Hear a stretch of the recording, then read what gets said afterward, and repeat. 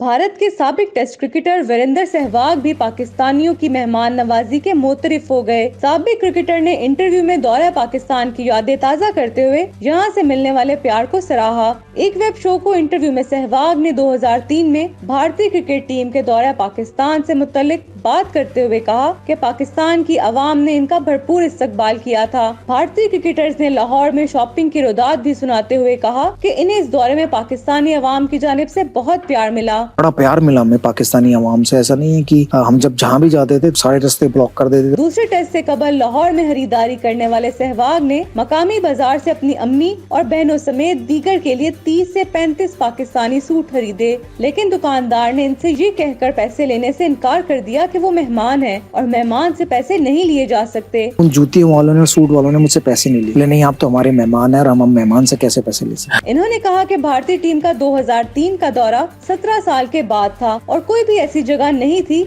जहां इन्हें प्यार ना मिला हो। ये सुनकर आंसू भी निकल आते और खुशी भी होती कि थे तो हम एक ही, अब दो भाई हो गए हैं अलग अलग। खिलाड़ी ने बताया कि जहां भी जाते बेशतर अफराद पूछते आप कहां से हैं। दिल्ली का बताने पर वो बताने लगते कि वहां उनके रिश्तेदार रहते थे। वाज़ेह रहे कि भारत ने इस कामयाब दौरे में 5 वनडे इंटरनेशनल और 3 टेस्ट खेले थे, जिसमें इसे 2-3 से वनडे और 1-2 से टेस्ट सीरीज में जीत हासिल हुई थी।